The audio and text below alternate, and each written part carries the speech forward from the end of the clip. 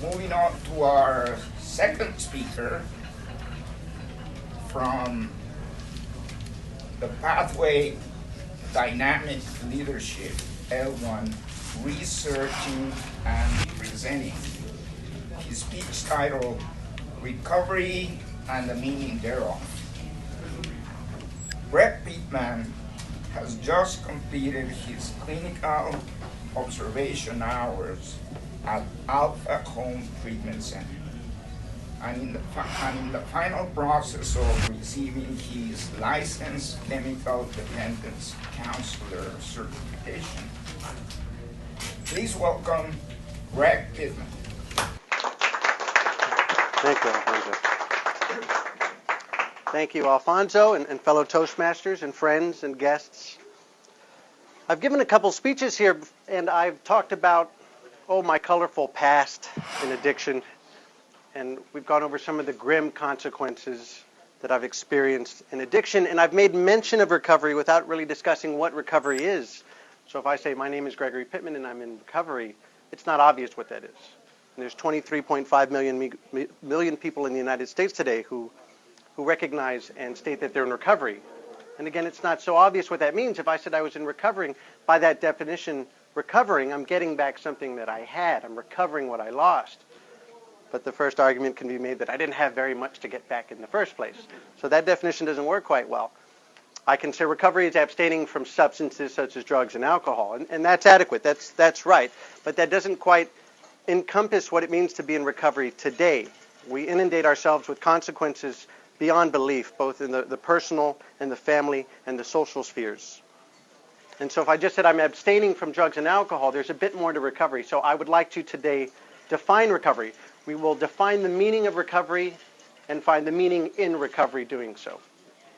We can discuss the histories of recovery. There are first documented cases of 6 men out of Delaware in the mid-1700s who started the first organizations of abstinence communities. From then we stretch to the late 1800s where there were communities. These are the abstinence-based church organizations, such as the Shawnee Prophets, the Kickapoo Prophets, and the Native Church of Americans.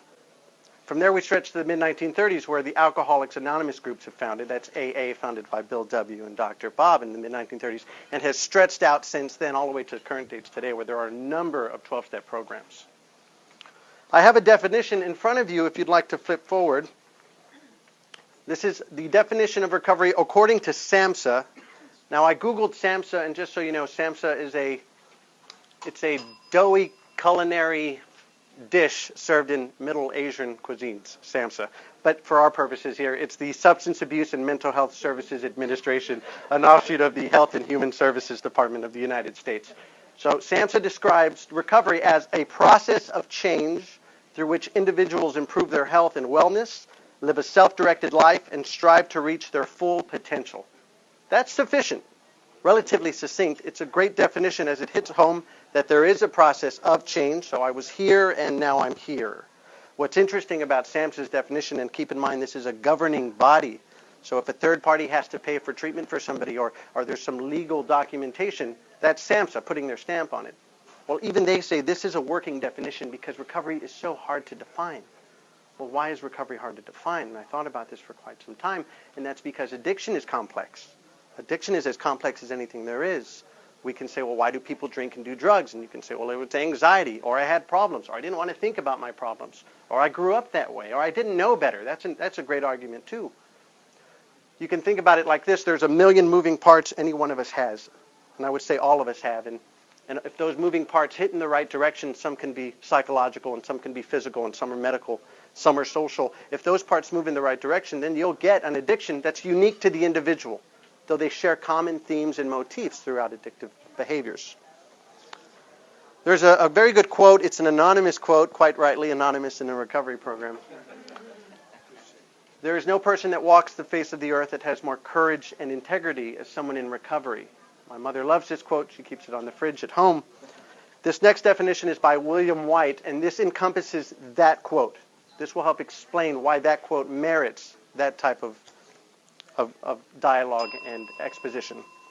Recovery is the experience, a process, and a sustained status through which individuals families, communities impacted by severe alcohol and other drug problems utilize internal and external resources to voluntarily resolve these problems, to heal the wounds inflicted by alcohol and other drug-related problems, actively manage their controlled vulnerability to such problems, and develop a healthy, productive, and meaningful life. It's quite a long definition.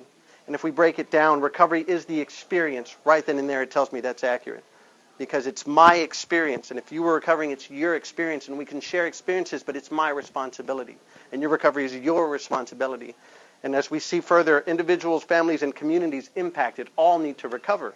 So the damage I did to myself affected my family. And the damage I did to my family and myself affected my community. I've mentioned before that I've been in treatment, 5 times, 8 times for a detox center, outpatient treatment 1 time.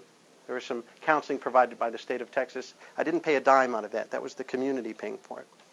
So as I paid taxes for the first time in years this year, and I voted for the first time in years last year, I felt a sense of community. I've been able to help my brother through hard times, and I've increased my family's lineage. So as we move on, the very end of this definition I just love, and it's my experience and my observation of others' experiences in recovery that this is on point as something can be, to live a productive, healthy, and meaningful life. Meaningful life, that's it right there. That's baseline human nature right there. We search for meaning. We crave meaningful experiences. And I find in recovery, and this definition gives the best explanation, recovery provides meaning while giving meaning. And that's akin to getting my cake and eating it too. And as an addict in active addiction, that's all I did. I wanted my cake and I wanted to eat it too, and I wanted to burn the candles at both ends. I didn't care about the consequences. But in recovery, I do something different. I change my mode of being. I go through a radical perspective shift. I alter my framework. I thereof change who I was and now to who I am, and I can continue to grow to who I will be by finding meaning in life, and I have found meaning in recovery. I'll end on another quote that I just love in recovery, again from an anonymous benefactor. Recovery does not open the gates of heaven and allows one to flow freely in. Recovery opens the gates of hell and allows one to go out. And I would add that where you go after that journey is entirely up to you. Thank you very much. Mr. Toastmaster.